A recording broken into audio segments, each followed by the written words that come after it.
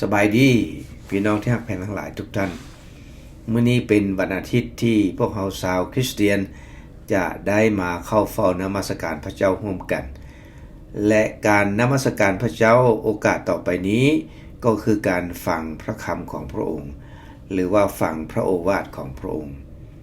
พระคำของพระเจ้าในมื้อนี้ข้าพเจ้าอยากนำเสนอในเรื่องความแน่ใจในความรอดพ้นจากความผิดบาปเพราะว่าความรอดพ้นนี่เฮาบ่สามารถที่จะแนมเห็นได้แต่เฮาสามารถพิสูจน์ได้โดยชีวิตของผู้ที่ว่าตัวเองได้รับความรอดแล้วเพราะว่าในชีวิตของเฮานั้นเฮาจำเป็นจะต้องเปลี่ยนแปลงใหม่ทุกๆวันผู้ที่ได้รับความรอดแล้วเนี่ยจะต้องมีชีวิตที่เปลี่ยนแปลงใหม่บังเกิดใหม่ทุกๆวันในหนังสือ2โครินธ์บทที่5ข้อ17ได้บอกเหตุฉะนั้นถ้าผู้ใดอยู่ในพระคริสต์ผู้นั้นก็เป็นคนถูกสร้างขึ้นใหม่แล้วและฐานะเก่าๆนั้นก็ล่วงไปเบิ่งแม้กลายเป็นสิ่งใหม่ทั้งนั้นแสดงว่าการสร้างชีวิตใหม่ของเฮาการเปลี่ยนแปลงชีวิตใหม่ของเฮานี่แหละเป็นสิ่งที่พิสูจน์ว่าเฮาได้รับความรอดพ้นจากความผิดบาปแล้วคริสเตียนก็คือผู้ที่บังเกิดใหม่แล้วจึงมาเป็นคนของพระคริสต์ในหนังสือโยฮันบทที่3ข้อ5พระเยซูตอบสายผู้หนึ่งว่าเฮาบอกเจ้าทั้งหลายตามจริงว่าถ้าผู้ใดบ่ได้บังเกิดใหม่จากน้ำและพระวิญญาณผู้นั้นจะเข้าในราชอาณาจักรของพระเจ้าบ่ได้อันนี้คือคำเว้าของพระเยซูถ้าเป็นคนใหม่ชีวิตของเราก็ต้องเปลี่ยนใหม่ทุกๆวันบ่ว่าจะเป็นการประพฤติบ่ว่าจะเป็นการเว้าการจาบ่ว่าจะเป็นความเชื่อถือการขาบไว้นิสัยใจคอกิริยามารยาทแต่ก่อนเราเคยเป็นคนอีกแบบหนึ่งแต่เมื่อเราเข้ามาเป็นคนของพระเจ้าแล้วเรามาเปลี่ยนเป็นคนอีกแบบหนึ่งเปลี่ยนไปในทางที่ดีบ่แม่นเปลี่ยนไปในทางที่ชั่วในหนังสือโรมบทที่6ข้อ4ได้บอกว่าเหตุฉะนั้นพวกเจ้าได้ถูกฝังไว้กับพระคริสต์แล้วโดยการรับบัพติศมาแล้วเพื่อให้เฮาเข้าส่วนในความตายของพระองค์เหมือนดังพระคริสต์ได้ทรงถูกทรงบันดาลให้ฟื้นขึ้นมาจากความตายโดยสง่าราศีของพระบิดาเจ้าสันใดพวกเฮาก็จะได้ดำเนินชีวิตใหม่เหมือนกันฉะนั้นแสดงว่าผู้ที่รับบัพติศมาในน้ำเนี่ยก็คือจุ่มมิดลงในน้ำเพื่อฝังความบาปของเฮาตายกับพระคริสต์แล้วและเมื่อเฮาคืนมาจากน้ำเฮาลุกขึ้นมาจากน้ำเนี่ยหมายความว่าเฮาคืนมาใหม่เฮามีชีวิตใหม่เฮาดำเนินชีวิตใหม่เฮาบ่เอาแบบเก่าอีกเพราะว่าแบบเก่าเฮาฮู้ว่ามันเป็นการบาปมันเป็นสิ่งที่บ่ดีบ่ถูกต้องตามสายพระเนตรของพระเจ้าเพราะฉะนั้นเฮาจำเป็นจะต้องเปลี่ยนแปลงชีวิตใหม่และการเปลี่ยนแปลงชีวิตใหม่นี้บ่แม่นเฮาสิเปลี่ยนได้บาทเดียวบ่มีผู้ใดดอกเปลี่ยนได้บาทเดียวเมื่อก่อนเคยกินเหล้าเมื่อเคยสูบยาเมื่อเคยเฮ็ดหลายสิ่งหลายอย่างที่บ่ดีเคยปล่อยเคยด่าเคยตัวเคยเฮ็ดแนวที่มันผิดต่อศีลธรรมนั่นเมื่อก่อนเฮาเคยเฮ็ดแบบนั้นเฮาก็จะต้องเปลี่ยนแปลงใหม่เพราะพระเยซูบอกว่าถ้าผู้ใดบ่เปลี่ยนแปลงใหม่หรือว่าบ่กลับใจเสียใหม่ผู้นั้นก็จะต้องพินาศเหมือนกันอันนี้เป็นสิ่งที่พวกเราจำเป็นจะต้องบังเกิดใหม่ทุกๆวันเปลี่ยนแปลงใหม่ดำเนินชีวิตใหม่เพราะว่าชีวิตประจำวันของเรานั้นเป็นหลักฐานยืนยันความมั่นใจของเราว่าเราได้รับความรอดพ้นจากความผิดบาปแล้วแท้บ่คือการเปลี่ยนแปลงชีวิตนั่นแหละในหนังสือโรมบทที่12ข้อ1ถึง2ได้บอกว่าเหตุฉะนั้นพี่น้องทั้งหลายเอ้ยโดยเห็นแก่พระเมตตากรุณาของพระเจ้าเฮาจึงเรียกร้องให้เจ้าถวายตัวแก่พระเจ้าให้เป็นเครื่องบูชาอันมีชีวิตอยู่แสดงว่าคนของพระเจ้าคนที่เป็นคริสเตียนเนี่ยจะต้องเป็นคนที่บังเกิดใหม่จะต้องเป็นคนที่เอาตัวเองนี่มาเป็นเครื่องถวายบูชาพระเจ้าที่มีชีวิตอยู่บ่แม่นเครื่องถวายบูชาที่ดอกไม้หรือว่าธูปเทียนเพ ราะว่าอันนั้นเป็นสิ่งที่บ่มีชีวิตพระเจ้าต้องการตัวเฮาเพื่อเฮาจะได้ปรากฏเป็นเครื่องถวายบูชาให้แก่พระเจ้าเพราะฉะนั้นชีวิตคริสเตียนบ่แม่นมานมัสการพระเจ้าตั้งแต่วันอาทิตย์เป็นการถวายบูชาพระเจ้าเด้ชีวิตประจำวันทุกวันนี้แหละเฮาจะไปไสเฮาจะมาไสเฮาจะเว้าหยังเฮาจะเฮ็ดหยังเฮาอยู่กับไผอันนี้เป็นสิ่งที่ถวายบูชาแก่พระเจ้าเป็นการสรรเสริญเกียรติแก่พระเจ้าบ่แม่นว่าเมื่อคนเห็นเฮาแล้วเฮาเว้าเฮาจาแล้วเขาสิดูถูกพระเจ้าย้อนตัวของบ่แม่นเฮาจะต้องเป็นผู้ถวายเครื่องบูชาของพระเจ้าอันมีชีวิตอยู่เป็นอันบริสุทธิ์เป็นที่พอพระทัยของพระเจ้าซึ่งเป็นการนมัสการสมกับวิญญาณจิตของท่านทั้งหลายเป็นการนมัสการพระเจ้าเด้ชีวิตประจำวันของเฮาเนี่ยเพราะว่าเฮาจะไปใส่เพราะว่าเฮาจะเฮ็ดหยังเพื่อว่าเฮาจะได้ฮู้ว่าอันใดเป็นสิ่งที่ถูกต้องก็เฮาอย่าดำเนินชีวิตเหมือนกันกับคนที่อยู่ในโลกนี้คนที่เป็นคนประพฤติในโลกนี้คนประพฤติในโลกนี้มีหลายสิ่งหลายอย่างที่ผิดพลาดแต่ก็มีบางสิ่งบางอย่างที่ดีเพราะฉะนั้นพระเจ้าต้องการให้เราประพฤติเอาสิ่งที่ดีสิ่งที่ชอบธรรมแต่สิ่งที่บ่ดีสิ่งที่มันจะเป็นการบาปเป็นการนำพิษภัยอันตรายมาสู่ตัวเองนั้นให้เราเลิกให้เราเซาอันนี้คือสิ่งที่พระเจ้าต้องการพวกเขาเนาะเพราะว่าถ้าเราเฮ็ดแบบนี้จะเป็นการนมัสการสมกับวิญญาณจิตของท่านทั้งหลายอย่าดำเนินชีวิตเหมือนอย่างสาวในโลกนี้แต่จงได้รับการเปลี่ยนแปลงจิตใจและอุปนิสัยของท่านจงเปลี่ยนใหม่แสดงว่าพวกเราจะต้องเปลี่ยนแปลงชีวิตของเราเด้เมื่อเวลาเรามาเป็นคนของพระเจ้านี่แหละคือหลักฐานยืนยันว่าเราได้รับความรอดพ้นที่แท้จริงแล้วอยากจะให้เราทั้งหลายมาพิจารณาถึง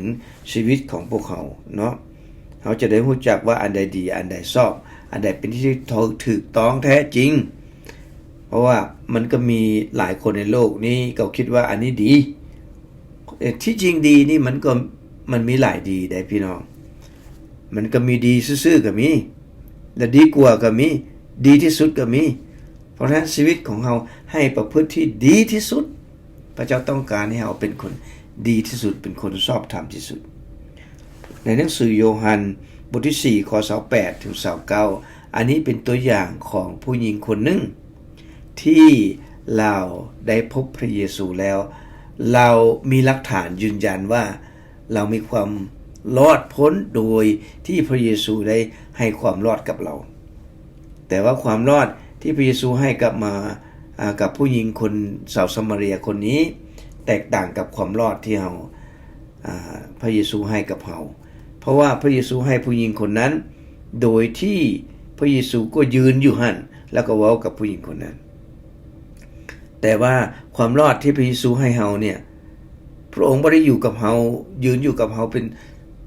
ตนเป็นโตแต่พระเยซูสั่งไว้พระเยซูให้คำโอวาทไว้ว่าเฮาเฮ็ดวิธีใดเฮาจึงจะได้รับความรอดพ้นและความรอดพ้นเฮามีหยังเป็นหลักฐานยืนยันผู้หญิงคนนี้ในขณะที่พระเยซูได้เดินทางไปแล้วก็ได้พบผู้หญิงคนหนึ่งผู้หญิงคนนี้ได้มีหลักฐานยืนยัน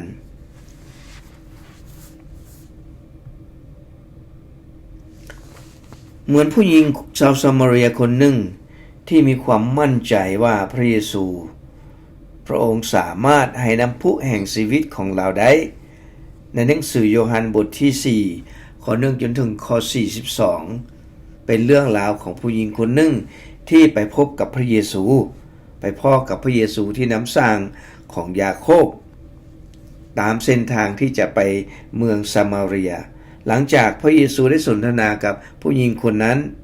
เกี่ยวกับน้ำพุแห่งชีวิตแล้วนางก็เชื่อมั่นใจว่าพระเยซูนี่แหละเป็นพระมาสีหานางตื่นเต้นดีใจหลายจึงปะสิ่งของที่สำคัญในการดำรงชีวิตของเราแล้วก็แล่นเข้าไปในเมืองเพื่อไปประกาศให้แก่ประชาชนฟังพี่น้อง อันนี้แหละเป็นสิ่งที่ให้แท้ฮู้ว่าผู้หญิงคนนี้มีหลักฐานค้ำประกันว่าเราเชื่อในความเชื่อของเราผู้หญิงคนนี้มีหลักฐานค้ำประกันความเชื่อของเราที่เราเชื่อว่าพระเยซูทรงเป็นพระมาสีหาเป็นพระผู้ช่วยให้รอดในโยฮันบทที่4ข้อ8ข้อ28ในโยฮันบทที่4ข้อ28ถึง29หญิงคนนั้นได้ปะหม้อน้ำของตนกลับเข้าไปในเมืองและบอกคนทั้งหลายว่าจงมาเบิ่งชายผู้นี้ที่ได้บอกค่อยถึงทุกๆสิ่งที่ค่อยได้เฮ็ดมาแล้วผู้นี้บ่แม่นพระคริสต์บ่บ่แม่นพระมาสีหาบ่ผู้หญิงคนนี้ได้มีหลักฐานยืนยันค้ำประกันความเชื่อของเราบอกว่ามื้อนี้พี่น้องมื้อนี้มีหยังเป็นหลักฐานค้ำประกันความเชื่อมั่นและความรอดพ้นของพวกเขาหลักฐานของผู้หญิงซามาเรียคนนั้นที่ได้รู้จักกับพระเยซูแล้วก็ตื่นเต้นดีใจหลายอันหนึ่งตื่นเต้นดีใจหลายอันที่สองได้ปะทิ่มสิ่งที่สำคัญประจำชีวิตของเราคือหม้อน้ำที่จะเอามาตักน้ำและเฮ็ดอย่างแล่นเข้าไปในเมืองไปเฮ็ดอย่างไปบอกกล่าวให้แก่ประชาชนไปเป่าประกาศให้แก่ประชาชนฟังเรื่องอย่างเรื่องว่าพระเยซูได้ตรัสกับเราแนวใดแล้วเราก็บอกว่าผู้นี้บ่แม่นพระคริสต์บ่พากันมาเบิ่งดูว่าซั่นดังนั้นอันนี้แหละเป็นสิ่งที่ยืนยันค้ำประกันความเชื่อของผู้หญิงคนนี้คือเราดีใจหลายอันที่หนึ่งพวกเฮาเด้เมื่อเฮามาเป็นคริสเตียนมาเป็นคนของพระเจ้าเฮาดีใจบ่ดีใจหลายบ่หรือว่าเฉยๆธรรมดาเป็นก็ได้บ่เป็นก็ได้บ่แล้วพวกเฮาได้ปะทิ่มอีหยังบ่ที่สำคัญสำหรับพวกเฮาต้องการพวกเฮาอยากเสพอยากสูบอยากเล่นอยากกินอยากเฮ็ดม่วนซื่นสนุกสนานพวกเฮาได้ทิ่มสิ่งเหล่านี้บ่ที่เป็นสิ่งที่สำคัญในชีวิตของเฮาแล้วหลังจากทิ่มอันนี้แล้วก็ดีใจแล่นเข้าไปในเมืองเฮามีจิตใจบ่กระตือรือร้นที่จะประกาศให้คนรู้จักพระเยซูรู้จักความรอดรู้จักชีวิตนิรันดร์กับพระเยซูถ้าเฮาเฮ็ดแบบนั้นพี่น้องเฮาอาจจะมีเพื่อนมีหมู่คู่ที่ฮักแพงกันเฮาอาจจะมีญาติพี่น้องที่ร่วมสุขร่วมทุกข์นำกันเฮาน่าจะบอกข่าวดีนี้ให้แก่คนเหล่านั้นฟังว่าการที่เฮามาเป็นคริสเตียนนี้เฮาได้รับความรอดเฮาได้ความปลอดภัยจากความผิดบาปจากเวรจากกรรมที่เฮาเคยเฮ็ดไว้เพราะว่าพระเยซูสัญญาว่าถ้าเฮารับอัสมาแล้วความผิดบาปเหล่านั้นจะถูกยกเสียแล้วเฮาจะได้เป็นคนชอบธรรมต่อสายพระเนตรของพระเจ้ามีความเชื่อมั่นตลอดไปเปลี่ยนแปลงชีวิตใหม่ตลอดไปนมัสการพระเจ้านี่แหละเป็นหลักฐานยืนยันว่าความรอดของเฮามีแท้เฮาได้รับความรอดจากพระเจ้าแท้จริงในหนังสือโยฮันบทที่4ข้อ39เมื่อเวลาผู้หญิงซามาเรียคนนี้ออกไปเป่าประกาศแล้วเกิดยังขึ้นเขาเรียกว่าชาวซามาเรียเป็นจำนวนหลวงหลายในเมืองนี้ได้เชื่อในพระองค์เพราะว่าถ้อยคำของผู้หญิงคนนี้เป็นพยานว่าเพิ่นได้บอกคอยเกี่ยวกับทุกสิ่งที่คอยได้เฮ็ดมาเนี่ยที่คนมาเชื่อนี่เพราะอย่างเพราะเขาประกาศเพราะเขาบอกถึงความรอดที่เขาได้รับจากองค์พระเยซูคริสต์บอกถึงข่าวประเสริฐว่าพระเยซูเสด็จเข้ามาในโลกนี้พระองค์มาตายเพื่อไถ่โทษแทนบาปของพวกเขาทั้งหลายพระองค์เป็นพระบุตรของพระเจ้าพระองค์เป็นผู้ทรงมีอำนาจชีวิตของพระองค์สามารถมาแลกเอาความผิดความบาปของเราได้เพราะชีวิตของพระองค์มีคุณค่ามหาศาลเขาจะต้องบอกคนให้รู้และบอกคนให้มาหาพระเจ้ามานมัสการพระเจ้าในวันอาทิตย์เพื่อจะได้ฟังพระคำของพระองค์เพื่อจะได้นมัสการพระเจ้าและคนเหล่านั้นจะเข้าใจนี่คือหลักฐานยืนยันค้ำประกันว่าเฮาได้รับความรอดที่แท้จริงหญิงซามาเรียคนนั้นมีหลักฐานเรายืนยันเราเชื่อมั่นในความรอดโดย ปะทิมสิ่งของที่ประจำชีวิตของเราแล้วก็ฟ้าวแล่นเข้าไปในเมืองเว้าเหตุผลเรื่องของพระเยซูให้คนฟังและนำคนเหล่านั้นมาหาพระเยซูบ่แม่นเว้าให้ฟังซื่อๆได้ส่วนมาพร้อมพี่น้องเอ้ยในวันอาทิตย์เฮาได้สวนไผแดมานมัสการพระเจ้าเฮาได้สวนไผแดมาฟังพระคำของพระเจ้าชีวิตของเฮานี่แหละคือหลักฐานค้ำประกันชีวิตประจำวันการเปลี่ยนแปลงเด้เฮาเปลี่ยนแปลงแท้บ่ชีวิตของเฮาเคยเว้าแนวบ่ดีเฮาเคยเปลี่ยนบ่ว่าเฮาตอนนี้ต่อไปเฮาสิเป็นคนที่เว้าดีเมื่อเว้าออกไปแล้วให้คนอื่นพึงพอใจให้คนอื่นพึ่งพาอาศัยได้ให้เป็นกำลังใจให้คนอื่นบ่แม่นทำลายจิตใจคนอื่นและเฮาจะแนะนำคนเหล่านั้นให้มาหาพระคริสต์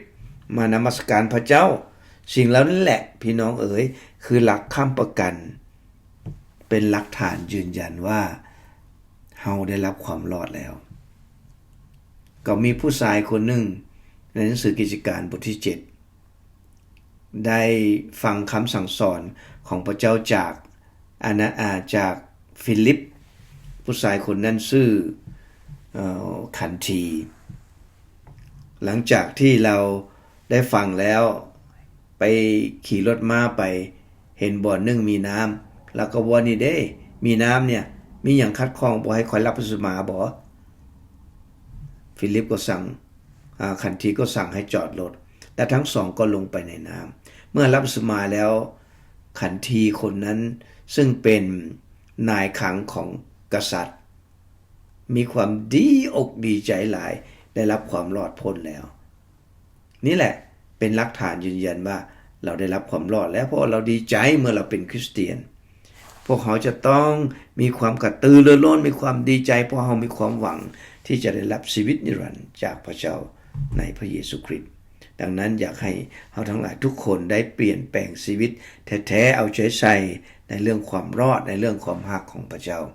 เพราะว่าเราได้รอดโดยพระคุณของพระเจ้าบ่แม่นโดยการปฏิบัติอันเก่งของพวกเขาหรือว่าบ่แม่นโดยการที่เราเป็นคนดีเป็นคนชอบธรรมเก่งหลายเขาจึงได้รับความรอดบ่แม่นแต่เป็นเพราะว่าเราปฏิบัติตามความเชื่อที่พระเจ้าได้ทรงแนะนำพวกเขาเป็นคนถ่อมจิตถ่อมใจ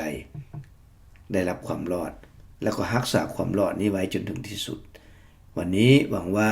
พระคำของพระเจ้าจะเป็นประโยชน์สำหรับพี่น้องทุกท่านขอให้พระเจ้าทรงอวยพรเด้อโอเคบาย